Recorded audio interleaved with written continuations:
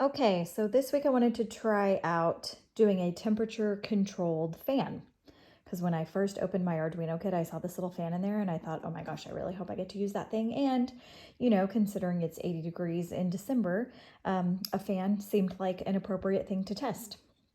So, as suggested in my text description in my blog, I was not successful due to what I suspect is a blown temperature sensor.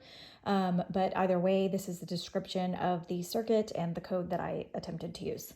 So, the breadboard is connected to a ground pin on the Arduino as well as the 5-volt pin, which is supplying the power. The DHTT, or the temperature and humidity sensor, is connected to power and ground on the breadboard, and then the middle pin of this sensor is connected to A0 on the Arduino. The motor controller chip, which is this piece right here, has a bunch of different pins. So it's connected to power, pin 8, power on the motor, which is under here. I have it on a little clip so that it can stand up. It is connected to ground on the motor, ground on the breadboard, and then pins 9 and 10 on the Arduino. The other side of the motor controller chip is also connected to power and ground on the breadboard. So the code, let me show you the code here. It sets up pins 8, 9, and 10 as outputs, and then it sets up the sensor is connected to A0, so it's reading the temperature based on this formula. So if the temperature reads, this is the formula for temperatures in degrees Celsius.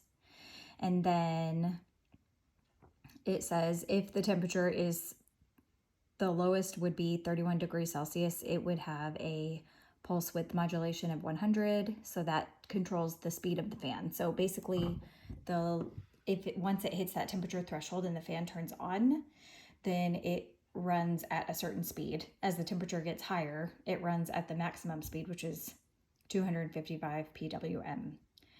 So then if the temperature is greater than or equal to 30 degrees Celsius, then pins 8 turns on and 9 turns off. And then pin 10, which is reading the PWM, it sets it for like the corresponding speed of whatever the temperature might be. Else is, from what I understand, if the temperature is anything else besides what I defined it as, so if it's lower or higher, then the fan does not run. It shouldn't run.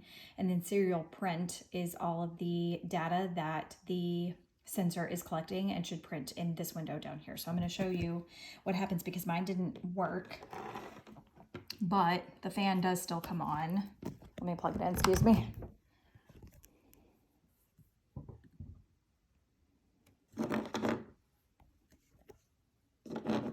Well, of course, now it's not going to. Okay, well, it wasn't a successful build, but I did have the fan running at a certain point in time.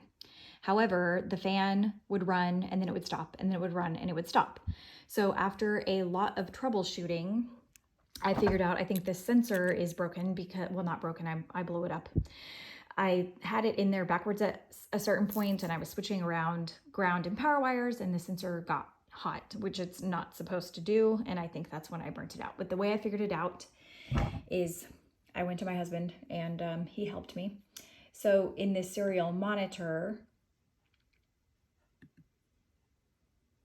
and of course now I'm not going to be able to see it. Oh, here we go. So now it's showing that it's like freezing cold in my house, like 8 degrees Celsius.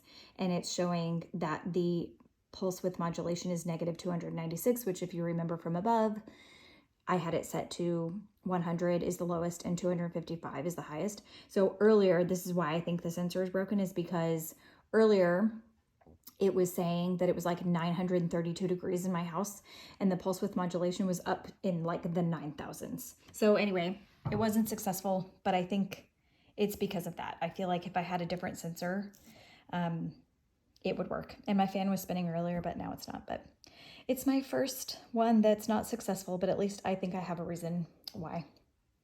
Thanks.